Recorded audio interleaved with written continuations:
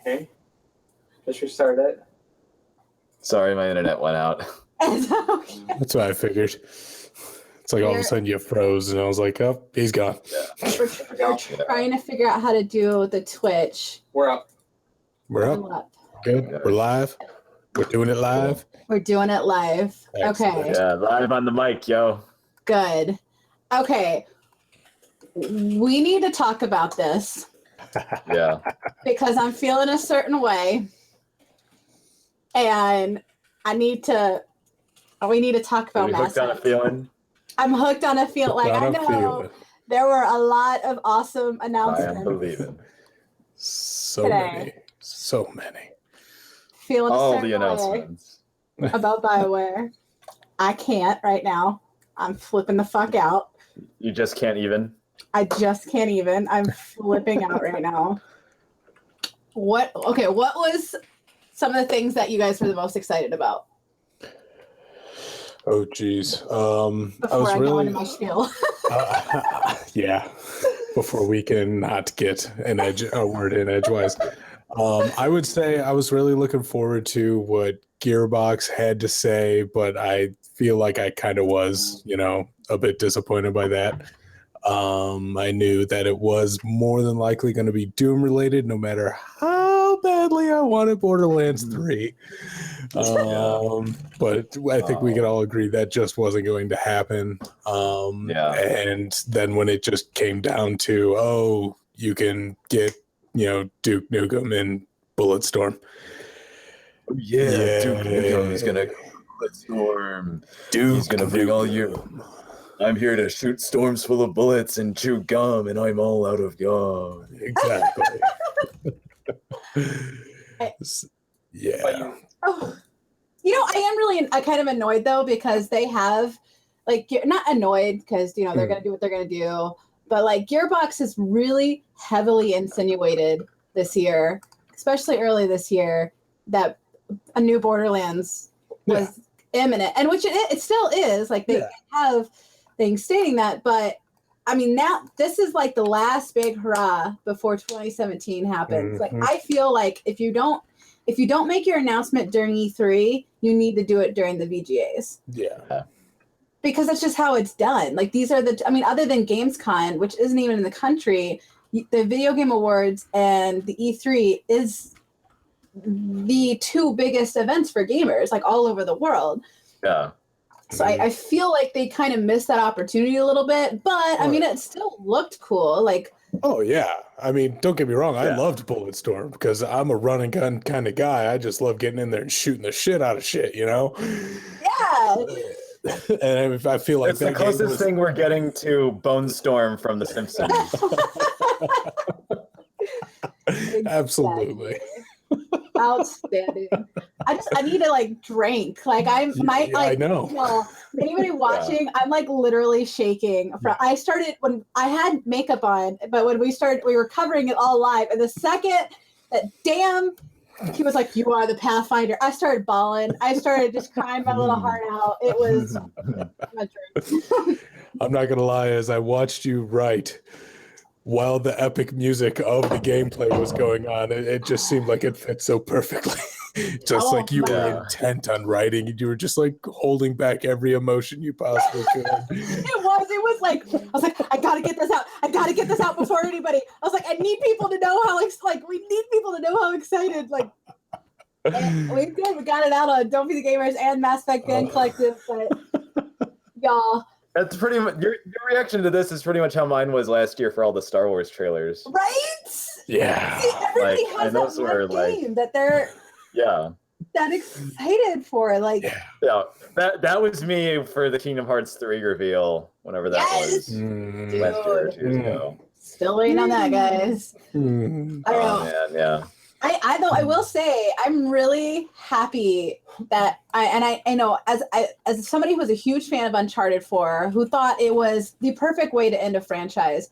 I'm really happy Overwatch won because it's such a simplistic game that it would have been easy just to rest on here's a shooter, have fun. Yeah. And it was such an underdog. Yeah. It was, like You have even all from the these- get-go, especially with Battleborn coming out, like Battleborn was everyone was thinking, oh no, you guys, don't you guys realize Battleborn's just gonna win this exactly. whole thing? And win then the whole Battleborn just fell off the map because Overwatch poor Battleborn. dominated. I mean, you have like companies like Activision, like DICE, not so much DICE, but these people are resting on the novelty of FPS. They're like, it's a shooter, people are happy, boom, done, bada dang.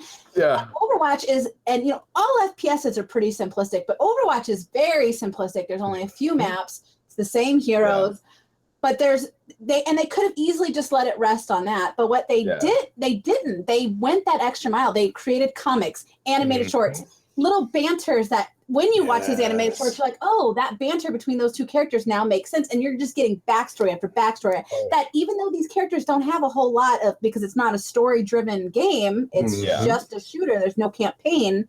Yeah. You still feel attached to these characters. And that's really rare for a multiplayer only game. Oh, yeah. Blizzard is kind of setting the mold here. Yeah, and they really made a good job of making each character unique and giving them their own personality, giving them all their catchphrases and quirks that people can latch on to, like it's high noon. Die, die, die. I knew it was coming. It's great because Corey, don't ever play Overwatch with us because when we play, I get drunk or other influences, and I'm always like, Jason, yeah! And like everybody who's on chat Or is like, Torbjorn's here. Oh, it's a good thing I don't have a good PC. Tracer! Because I can do great accents, The apparently. shrill become Cavalry's real. here. Yeah, exactly. Oh, you need to start screaming that. The cavalry's here! I just can't. Like, I'm so happy that they won because like you said, they came into this as the underdog. Yeah. And even the voice actors are completely shocked. Oh, You look at our interview we did with Johnny Cruz, who's the voice of Lucio. He was like, I had no clue. Oh, yeah. Yeah, that was going to take off this way. Mm-hmm. Yeah, so I thought that was really cool. I like the Walking Dead announcement, even though we saw that coming a mile away. Yeah. It's cool to see Clementine as a teenager. Mm-hmm. Yeah, minus a finger. Minus a finger. Minus a finger. And with the cool new Latino sidekick. Yeah. Dude, I love I'm that. pretty happy about that. Mm-hmm. Yeah.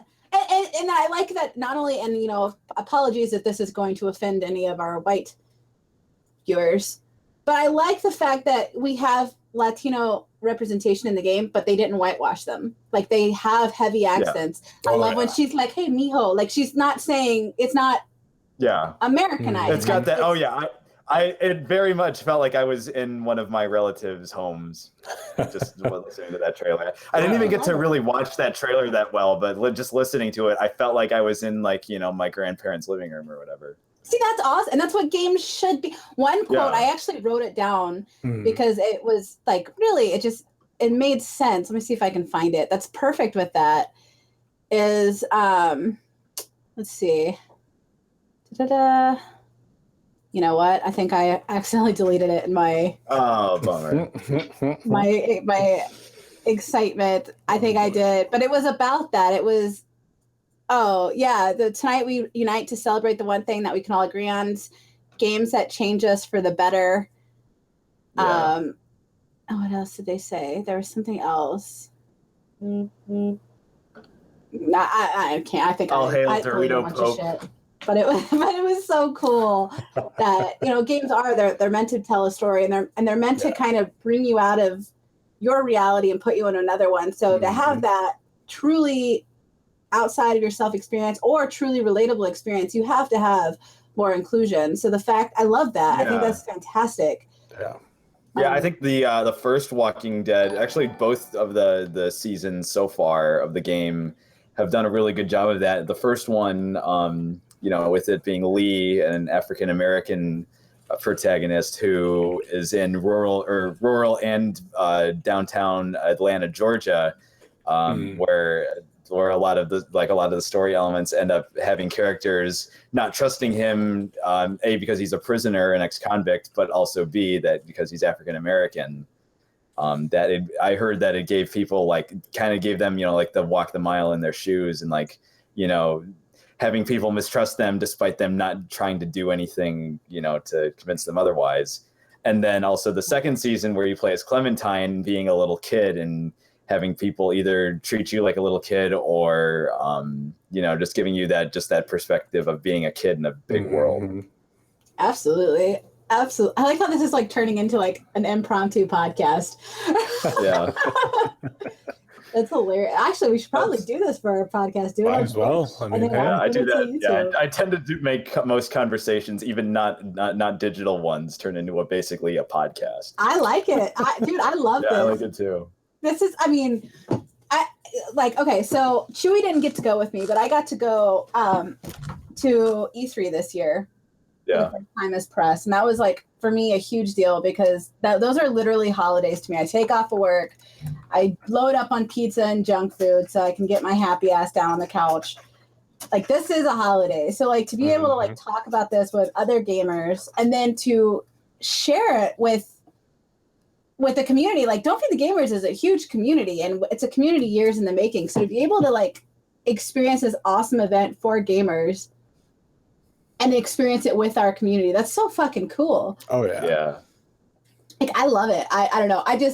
The second it was over and like, okay, the pressure's off to, I do need to finish that article, just the wrap up article. And then Corey's going to be doing our thoughts article. But before we do that, to just decompress and just be like, dude, this happened. This was awesome. And just, I can't, I know I keep bringing it up, but I gotta, Mass Effect. Mass Effect, BioWare sent me this earlier and I squealed like a little fangirl.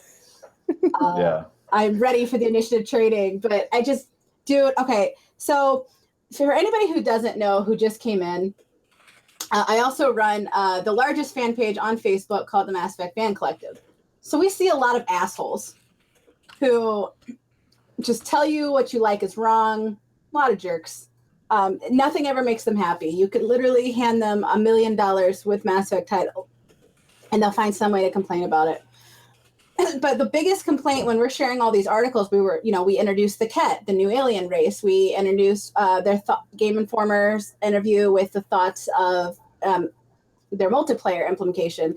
It's just, and no matter what we posted, even though I was really excited as a fan and, having friends that work at BioWare, as a fan, I was so excited. But, within 2 seconds, it's bullshit. I don't want to see that. I want to see this. But the biggest thing that people have been begging for is a gameplay trailer, because that 4K preview wasn't really gameplay. It was just a little tiny, we want to see our favorite dialogue wheel. We want to see, they did mention that they are taking out Renegade and Paragon, but they're introducing something very similar. Like, we want to see those aspects of the game. Still no jumping, though, BioWare. What the fuck? Yeah, seriously, come on. In Inquisition, I literally spent like an hour jumping in a puddle just because I could. Because I remember when I first played Origins, like I was like, I want to jump in this tunnel so bad. I shit you not. Like, after my weekend bender of playing the trilogy of Mass Effect, I don't remember what I played afterward because I was completely out of it still and fully immersed in Mass Effect. But I just remember jumping to my heart's content and just jumping. Just jumping. I mean, I was really surprised because they just implemented that in Inquisition, and I just got a lot of people being like, finally, so I'm surprised they didn't do that. But it was cool to see the vehicle replacing the Mako. Yeah. It was awesome seeing the different fighting. I like it too because the placement of enemies is a little bit more sporadic. It's not so point A, point B, point C. Like, it seemed more naturally occurring. And I love the fact that they brought back recruitment missions, because in Mass Effect 2, that was one of my favorite things. You had to go delve into these characters' lives, find out about them, and win their loyalty. And I love that. And that was one of the things that kind of made me a little bit sad with Mass Effect 3 is they kind of they still had some backstory, but they kind of did away with that. So to see that they brought that back, and of course, fucking Krogans, dude, Krogans. And Turians, I still want to, after playing with Nyreen in the Omega DLC in Mass Effect 3, I am dead set on wanting a female Turian. You bet your ass I'm going to watch this gameplay trailer probably 50 times before I go to bed. Oh, yeah. It was a good trailer. Literally, I started crying and shaking, and it's everything I wanted. And I would be very surprised if I'm sure somebody will on the Mass Effect page, but if somebody says, oh my God, this is stupid, I'm just gonna be like, you know what? Fine. There's nothing that's gonna make you happy at this point, because everything I've heard, I've compiled what people have been wanting to see kind of in my head. Just when I'm writing articles, I can address these issues that are people wanting to hear. And the biggest, from what I can recall, everything that people were wanting was here, other than they delivered. I mean, the only thing that they kind of left out was the romance, but you could even kind of still see that a little bit with just the body language between the Turian. Like, I would bet your sweet ass on the fact that Turian's probably a romanceable character. Oh yeah, just off of the body language alone. So it's like, I don't know, I'm feeling a certain way, y'all. Feeling a certain way. I can't. What was your favorite thing? Well, I love seeing Overwatch. that was good. Glorious.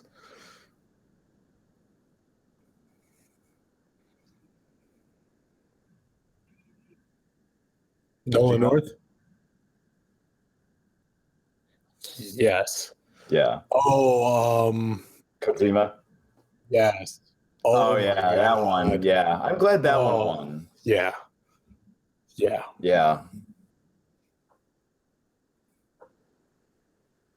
When he said that, hold on, I got it. I wrote it down. I have it. I have it. Hold on. Bear with me. Bear with me. I have it.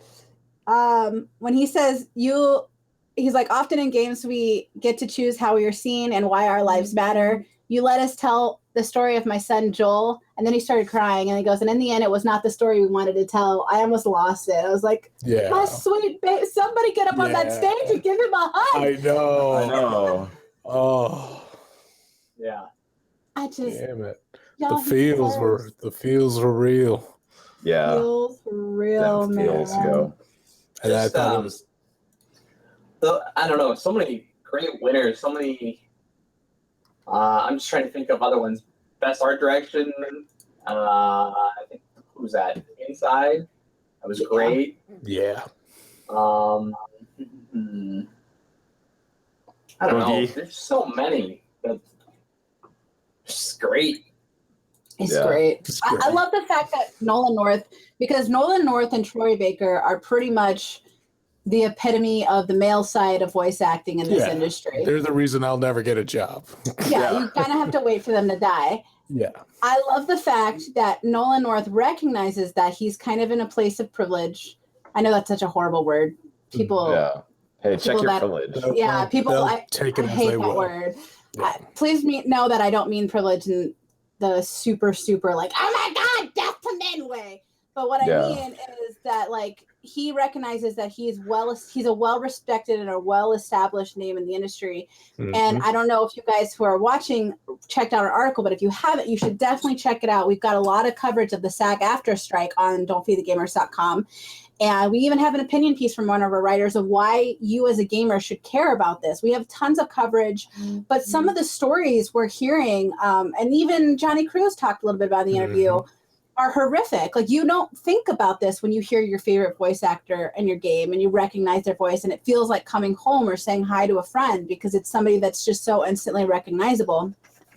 So I like the fact that he took that. He's like, okay, I have a a podium to speak on, that everybody in the world, every gamer in the world that is able is going to see this, listen to it, and hear what I'm saying. And he used that to bring attention to the SAG-AFTRA strike, which is going by the hashtag Performance Matters. And he even said, he's like, without them, I wouldn't exist. Yeah. Like, I think that was, to me, that was, I don't know. I guess because I'm an editor and I see all the edit pieces that go on the website go through me, so I feel like attached to every article. And editing all the SAG-AFTRA strikes, like, it really kind of touched me in a way of like, I had no idea.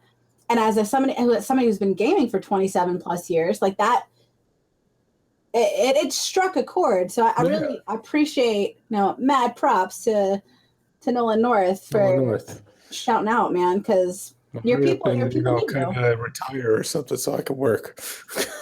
Yeah. Exactly. Love you. Taking care of his people, man. Like these are your people. This is your industry. Like that hurt, and the equivalent of Troy Baker and Nolan North is Jennifer Hale, and she's out there on the picket lines. Yep. Yeah. As well. I think that's really cool. I'll be interested to see how many, because I don't know how familiar you guys are with all of the BioWare titles, but they tend to recycle their voice actors. Mm-hmm. Like the female Inquisitor in Dragon Age Inquisition is Trainer in Mass Effect 3. Like they recycle all of them. And so I'll be interested to see if Jennifer Hale pops up as a because she was only an NPC in Inquisition. She played the male character Creme de la Creme. And it'd be interesting to see how if Jennifer will make an appearance in Andromeda, because she's kind of a staple in BioWare. She's in every game really, Diablo, all that shit. Wow. It would I don't know. I would not be. I would listen to NPC voices. I would not be surprised if you. I will be.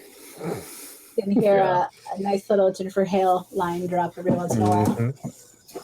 Oh, Gideon Emery. Y'all need to get Gideon Emery back. He's the voice of Fenris. Oh. That voice will get any bitch pregnant. Let me fucking tell you. Eggs be dropping. Drop it. I'm being real with you guys right now. Like his voice. I'd fuck his voice if I could. This is obviously a show that is mature. Yes. We are mature, adult. And we Game are Awards After Dark. Yes. Do it. DFTG. After Hours. Yes. I love it, dude. I can't. I am very pleased with this awards. Because last year, the Mass Effect made an appearance there too, but I felt like it was underwhelming. It was, and plus it had the, it had the looming problem hanging over it with Kojima. Yeah. Yeah.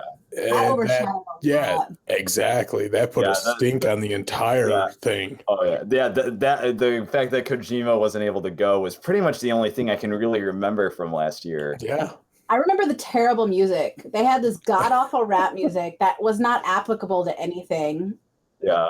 I was like, I could not, and it was so grating. Like every time I would get a little bit excited about something in the show, it would immediately be brought back down by the shitty music. Yeah. Damn. I was just like, but there was also a lot of like overhype around it, which I feel like people with like No Man's Sky and things like that are getting a little bit like, oh, we should probably cool our fucking jets every once in a while. Yeah. And I feel like there wasn't nearly a lot. There was obviously hype, but I don't feel like it was necessarily to dangerous overhype levels. Oh no. Yeah. No. It was the right kind of hype. Because obviously the big reveal was the Mass Effect one, and then the ones that like the games that did get actually revealed tonight were all very short, very obviously teaser trailers. Like obviously the highlight for me was Guardians of the Galaxy, which was just a cassette tape flying in the sky. Mm-hmm. Telltale knows what they're doing. Their Borderlands one was hilarious. I can't wait to play the Guardians of the Galaxy one. Oh, I'm super stoked. I'm so glad that they're keeping the the classic 70s vibe from the film, and that they picked the perfect song, Dancing in the Moonlight. I love that song. Everybody's dancing in the moonlight. I love it, dude. It was good. It was good. And they kept it well organized. Like sometimes the VGAs were, but they were doing weird shit last year too, though. They like renamed it. What was it called last year? It wasn't VGAs last year. It was I think last year was the first year they called it the Video Game Awards. I don't know if they actually. I thought it was like VX something. Like the VGX. Oh, I think the year before that was VGX. Oh yeah, that threw me for a loop. I'm like, what the fuck? Yeah. I don't know. I feel like last year was, and I could, like I said, the shitty music could just be having me really bitter right now. But I feel like it was just really disorganized. And this year it felt like there was. Yeah, I think last year was the first year, right, that it was this new, under Jeff Keighley's, independent, new venture with it, not being on Spike TV anymore. Mm-hmm. I think that was so that's why I think they were still trying to iron out what they were going to be as an independent, while also having to balance, doing the trailer reveals and, partnering with all these different developers and publishers that, but while also still trying to be an independent award show. Yeah, it was just messy. They did good. They kept it professional, but funny at the same time. Yeah. Because that's another thing I always worry about. Like, I feel like it'd be very easy to kind of sell out a little bit, to like lose that casual and go more corporate. Mm-hmm. Like GameStop. Like if GameStop had an award ceremony, that was just total sellout.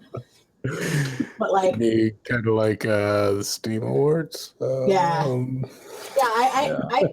we first reported that on the site, I was like, I could not give a shit less about this, and that's coming from a PC gamer. Like, I just that as just the platform of choice, that should be the thing I'm most hyped for, and I was just like, oh god, this is gonna be absolutely not shit show. Yep. I don't know. I think they did a really good job. The music was good. Listening to the Doom music made me like fucking pumped. Oh yeah, it made me want to fucking play Doom. Like, yeah. And props to Witcher Blood and Wine. CD Projekt Red, they're another developer that is really showing the big dogs what needs to be done. Showing them the business. And showing them the business, because they not only their expansions alone, their Blood and Wine, the last and final expansion that came out, was bigger than the entire game of Witcher 2. That's how expansions are supposed to be. They're supposed to be expansions, not $40 hour-long editions. And they also included a shit ton of free DLC right when it dropped. DLC used to be a good thing.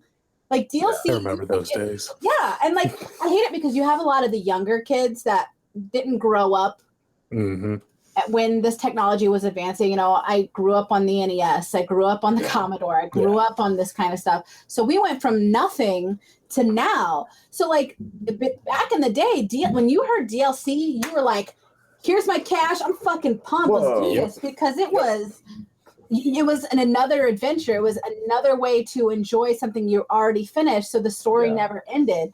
Now it's just gotten ridiculous. But Project Red, man, they did it right. Yeah, they implemented it well.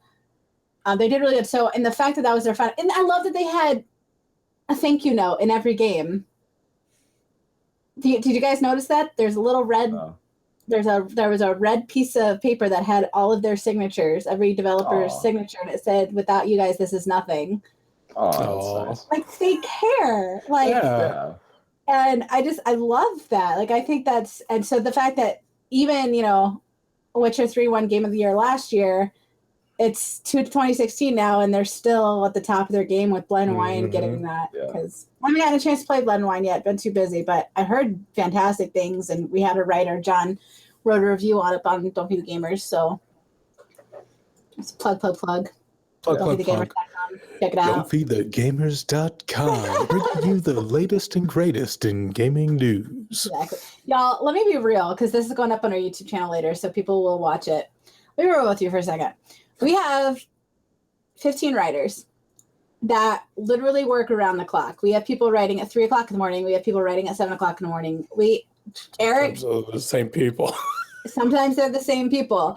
The three, Matt or Chewy is our tech side, but the other two people that are here, Eric and Corey, they're writers as well. And we care, man. Every piece that goes on the site is our thoughts, what we care about, what we know you guys care about. It's not clickbait. It's not frag hero bullshit. Every piece has a piece of our heart in it because we are passionate about the gaming community. So support it, man. Like, we're not asking for money. We do have a donate option at the bottom of our Twitch if you want to help. If you want to give us money, we're not going to stop you. I would like to pay my writers. I would also coffee. Also, domain names are not, running a business is really expensive, but donations are not ever required. and they're not expected. They're a pleasant surprise. We had a $100 donation earlier. That was a huge surprise. So, but I just want you guys to know, as the co-owner, Chewy and I are co-owners of the site. I want you guys to know, anybody who watches this video, anybody who's watching the stream now, our hearts and souls are in this site. So please support us, even if it's just sharing articles with your friends. We've gotten stories out before IGN, before GameSpot. We've gotten stories out before. GameSpot just now wrote an article we wrote 3 weeks ago. There is no reason why there is no reason why we're not your news source, because we're not kids playing the let's be in the gaming industry game. We have connections in the gaming world. I've got years of experience as press in the gaming industry. Like, we have people that are qualified. It's not just a random band of misfits. We have people that are qualified. We have voice actors. We have performance artists. We have reviewers. We have everything. So please let their hard work not be for nothing. Share if you see a game story you like, the Lara Croft Go game. If that's something you're interested in, share it on your Facebook. We've written it all. We've only been live for 2 months, and we already have almost 700 articles up on the site. If that doesn't tell you we got what you need, then I don't know what to tell you. We got you, bro. We got you, boo. So support Chewy and I as the owners and writers. I also write. The three of us today wrote a shit ton while we were watching the Game Awards. We're all writing. Like, I wish we could have recorded it so you could have seen it. And Chew was over there running our Twitter like a fucking madman. You'll see that Twitter production has been up 600%. That was an interesting experience. MVP, man. So I know. I just really, because I know this is the age of clickbait and Frag Hero. Top 10 horses in video games. Yeah. Number 7 is gonna blow your mind. Like, it's just, I don't know. I don't want people to ever accuse us of clickbait because we put so much time and effort into this. Number 4, the game of horse that Michael Jordan and Bird played in Jordan Bird. Nerds. Plus, we have a bunch of nerds here. We are also looking for writers as well. If you enjoy writing and you know things and words. If you do words pretty good. If you do words pretty good and you can write 1 article a day, you can talk. You can talk. That's my official title. I'm a head word fixer. I make words good. I make words good. I make them pretty like your mouth. Gorgeous. You gorgeous. Gorgeous. I don't know. I'm stoked. I like it. Bringing it back to the VGAs. I was really stoked with Hideo Kojima because Keenly's speech was like heart-wrenching. Oh God, yeah. I was tearing up a little bit. Yeah. But like, what was even more astounding, because it is inspirational, he went through hell and carried himself with. He could have attacked them. Mm-hmm. He could have been like, you see developers leave all the time. You see this kind of thing happen all the time, and they're like, "Fuck them." Da, da, da. Yeah. He had grace throughout the whole thing, and it was cool to see him. The camera kind of panned to him during this awards ceremony, and to see that grace in person. Mm-hmm. Really cool, in my opinion. I thought that was awesome to see him do that, and I'm really glad he got the accolades he deserves, because that. I'm like you, Corey. Like, that put a really bitter taste in my mouth last year that he was banned from even attending. Yeah. It was worth it to hear all the boos in the audience. That was great. Oh yeah. At Konami, I've heard so many terrible stories of how Konami treats its employees and what it does to its games. They're shitty. I love that they took his name off all the games. Yeah. There was a Hideo Kojima game, and then they took that off of all of the marketing, and I'm like, that's just petty at this point. Like, how old are y'all? Y'all 12? Yeah. Like, and besides, Death Stranding looks better than anything you've ever done. Oh, yeah. Crazy. I don't know, man. That Silent Hill pachinko machine looks pretty interesting. Shit, you're right. Pull the lever. It's. How's my sound okay? Is my sound okay? Yeah, you sound fine. I put the mic like right in my face because it keeps like clicking in my ear. I'm like, I don't know what's happening. Looks like I have a silver dick coming out my face. This podcast just became not safe for work. Sorry, folks. DFTG. After hours. Jesus. Sorry. I'm excited though. I can't get. I'm still shaking. I can't get over. You guys know me. You know, Mass Effect was my go-to. That's a jam. I'm still. You know what? I'm gonna post that link in here because you guys didn't get to see me, but they did. Of how much I was shaking and crying while I was writing this. That was. Yeah, I was happy to see that. That was nice. Go ahead and check out that lovely because I was upset in the best way possible. I was super emotional, man. I don't know. And that Death Stranding looked awesome. Yeah. Like, I'm not gonna lie, that original unveiling trailer, I wasn't feeling it like everybody else. No, I mean, it looked fantastic. It looked beautiful, but it looked just great. was, but like, just making sense of it. What the fuck is going on? Yeah, it looked like it was going too much for the shock factor. Yeah, and that I was like, okay, whatever. But this one, because it made you feel it, like when with the dark contrasting colors, the silence, the fact that he didn't say anything, it was all silent. The juxtaposition between the live child in the gestation tube versus this like destroyed baby doll. Like, it was a really interesting juxtaposition that I liked. And I'm going to say juxtaposition again because I never realized how much I liked that word. It's a fun word. So juxtaposition. One of my favorites. It was beautiful, and Corey, you did a great write-up of that, and it just. Oh, thank you. Yeah. Were you able to? So being able to rewatch it, and I had to rewatch it to write to write it up so fast. And did you notice the two characters that were revealed? Who's playing them? Yes. Yeah, that was great. I didn't quite notice it. The first guy, I'm like, I know that face. I know this person. Yeah. Yes. I went to ruin your delivery. Yeah. You guys were building up to it. I'm just like, Hannibal! No, I know. Sorry. But Hannibal, but also Guillermo del Toro. Yeah, that was great. Yeah. Wearing his finest Green Day outfit. That's glorious. That was great. I was not expecting that because, Guillermo del Toro's, he's a director. You don't expect him to be, to do anything in front of a camera, but seeing that was pretty cool. Yeah.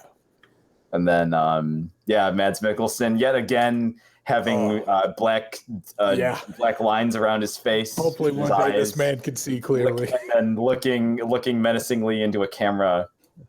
That's just perfect casting there. Yeah.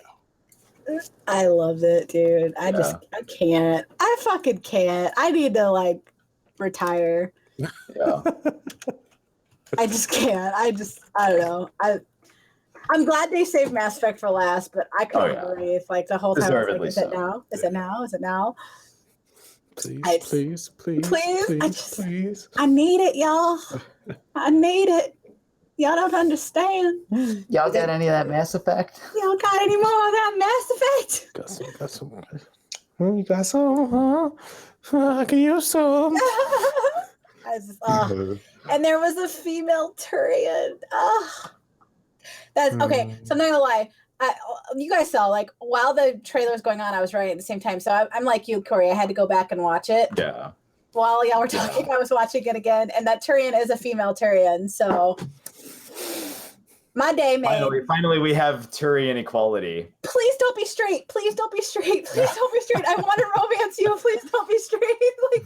That's my mantra for every BioWare game that comes out. When they released Cassandra for Dragon Age Inquisition, please don't be straight. And then she was. I was like, God damn. But it's okay because I 28 playthroughs of the Mass Effect trilogy. I have 17 playthroughs of Dragon Age Inquisition now. I'll play male and I have no problem playing the male counterpart. Mm-hmm. But that first one, man, I'm just like, please go full lesbo with me. I need that pootie tang.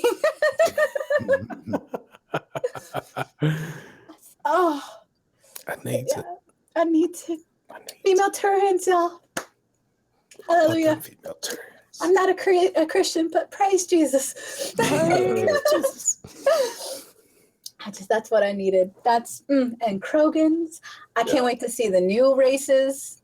The new, like, get more in look detail about the new races. That I understand they're keeping quiet because you gotta have surprises, man, when the game comes out. If you know everything, like, you're exploring. The whole game is based off of being an explorer. So explore. Be patient with the new races. But yeah, I'm gonna tap that Tyrion ass. I'm gonna tap the hell out of it. I'm a bang so much alien tushy. All of the alien tushy. If we ever get like an alien invasion, dude, I'm hooked up. Like, don't worry. No, put your guns away. They need some loving. Like, I got this. Need to shoot anybody. Make love, not war. I make love, not war. I got this. Mass Effect has trained me for this day. Back off. What's up? I would love it if War of the Worlds was just all like, instead of like them using guns, it was them trying to romance the War of the Worlds aliens. Like, we found the invaders and they tried to come for us, but we decided to go for them instead. Show them love. Go for them. Passionately kiss them along their cybernetic implants. That was beautiful. I just can't. Yeah. I don't know. We should probably wrap this up here kind of soon because now we're just kind of talking in circles. But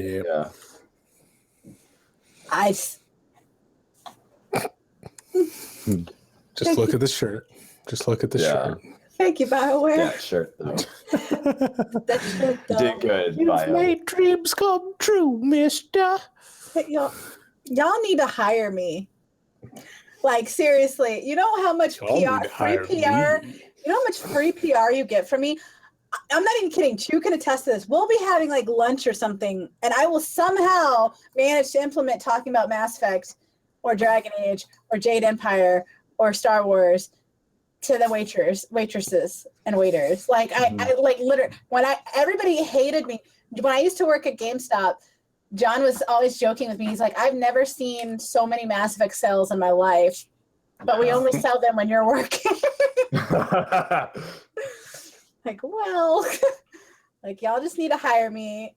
I'll even just sweep your floors. I don't give a fuck. I'm not stingy. Don't outside and just hold the door. Yeah, I'm not going to apply for voice work or anything because I'll go in and be like, yeah, I could do voices. And then I'll be like, it'll sink in that I'm at BioWare and I'll be like, I'll do them.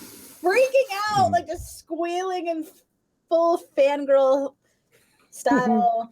So I'll stay behind the scenes. I'm cool with that. But BioWare, hire me. I love you. Please. Do it. You won't regret it. I did apply at Blizzard. I'm fully qualified for the Blizzard position. Yeah. Did you apply for it? I applied for it. Nice. I mean, I'm going to turn it down. Yeah. Because I can't move over there, but it'd be nice to be like, I got offered a job. Yeah, I got offered a job at Game Informer and I turned it down, but because I couldn't move, but it was nice to be asked. Exactly. Yeah. And then that's credibility. You'd be like, oh, hey. Plus you can say like, yeah, I got approached for a job at Game Informer. I turned it down, and then the 8-bit sunglasses slowly lowered down. Deal with it. Deal with it. I have 8-bit sunglasses somewhere. I don't know where they are though, but I have some. I do too, but they're the crappy yellow ones promoting the Pixels movie. I think like a crappy orange color from Loot Crate. Oh, nice. No, but I like, yeah. Because like they wanted, it was like dead winter. Yeah. And she like, I forgot where it was, like Seattle or someplace, but she was like, you have a month to move here. Oh. So it was getting out of the lease at the condo. Now it'd be even harder because we own a house, but it would have been getting out of the lease, packing up my family, my husband, our dogs and everything, packing up everything. Like I can't do that. And Chew and I, when we first started dating, we were active duty. So our entire first year of our relationship was long distance. I'm not willing to do that again. That was a pain in the ass. I became a pro at Skype though. Huh. If you ever want a good Skype time, I am good at looking at a camera.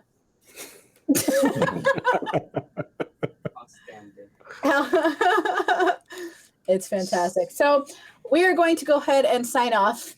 Is there any closing thoughts you guys wanted to let off since I rambled about Mass Effect for the last 30 minutes about the VGAs, the Video Game Awards this year at Fucking Overwatch.